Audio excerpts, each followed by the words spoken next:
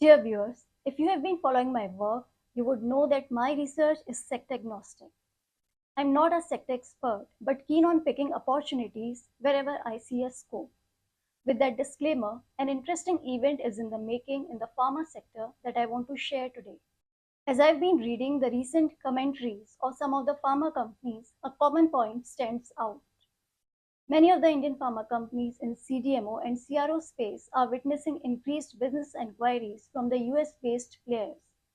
CDMO and CRO are short forms of Contract Development and Manufacturing Organization and Contract Research Organization. While CROs focus on clinical trial management and research and offer valuable support at the drug development stage, CDMOs are engaged in both drug development and manufacturing.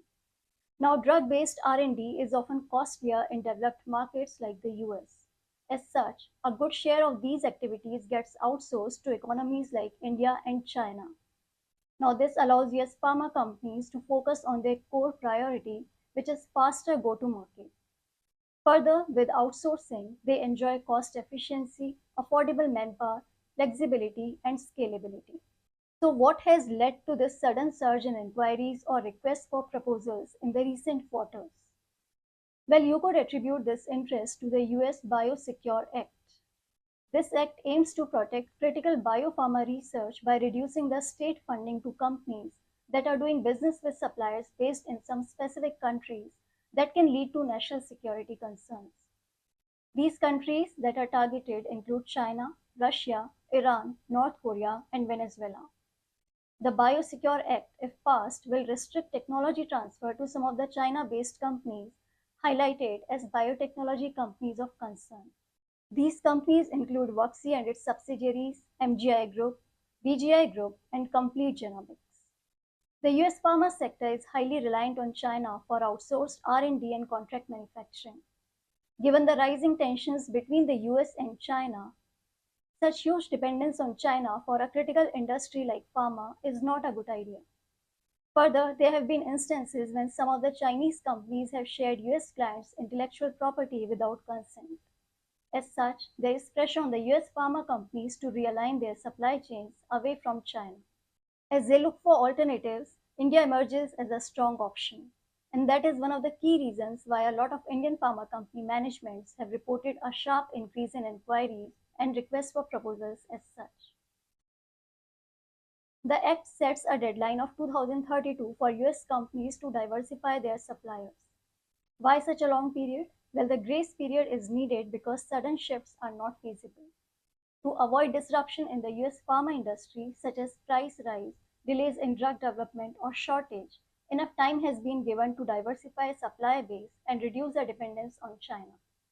Now, some of the US-based companies such as Merck, Vertex, and Gilead, Iovance Biotherapeutics, and Kyverna Therapeutics have acknowledged this as a concern.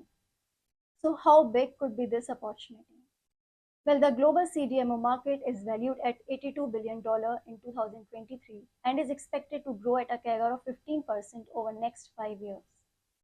At present, China's CDMO industry commands 8% global market share, while India's share stands only at 2.7%. Now, this development comes at a time when even domestic regulations are supporting pharma companies with PLI schemes. It is likely to benefit those Indian companies that have the most compliant facilities and track record that focus on strong R&D and strong relationships with the US-based clients and decent exposure to the business from US. Now, don't expect anything immediate, but here is a list of some companies that could benefit from the realigned supply chains and that deserve to be on your watch list. The first is Suven Pharma. Suven Pharma does business with large biopharmaceutical companies and innovator firms in the US. The CDMO contribution in the business from innovators in pharma and specialty chemicals has gone up from 18% in FY20 to 32% now. The company has relations with 25 pharma and specialty chemical innovators. It enjoys industry-leading EBITDA margins higher than the global and Indian peers. The second is Syngene. Syngene is Biocon's global innovation-focused arm that engages in drug discovery and development for global pharma and biotech firms. The company does both CRO and CDMO.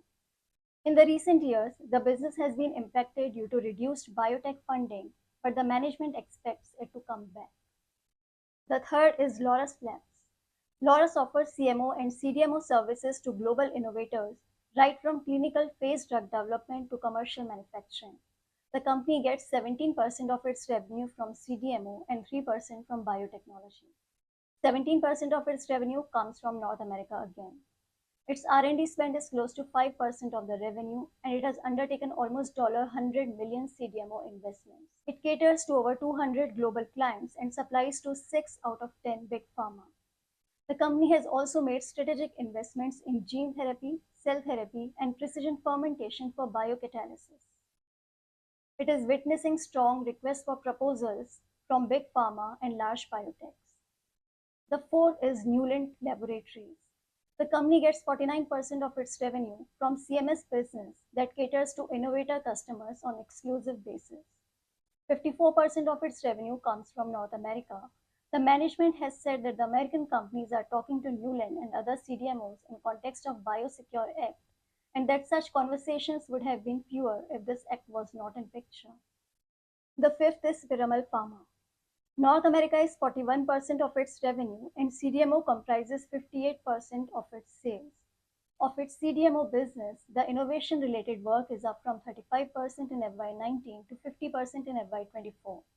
The management has said that the proposed US BioSecure Act is resulting in increased enquiries and RFPs for both its onshore and offshore offerings for its innovator clients. Other potential beneficiaries include Shilpa Medicare, Aurobindo Pharma, Cipla, Vimta Labs, Jubilant Pharmova, and Strides Pharma. Now do note that this might not be an exhaustive list. Further, inclusion in this list does not imply any view on the stock, but is for information purpose only. Also, do not expect anything overnight from this app. For actual revenue translation, one needs to wait and watch. With this, I have come to the end of this video. Do press the like button if you found this information useful. Let me know your feedback through your comments. Thank you for watching. Goodbye.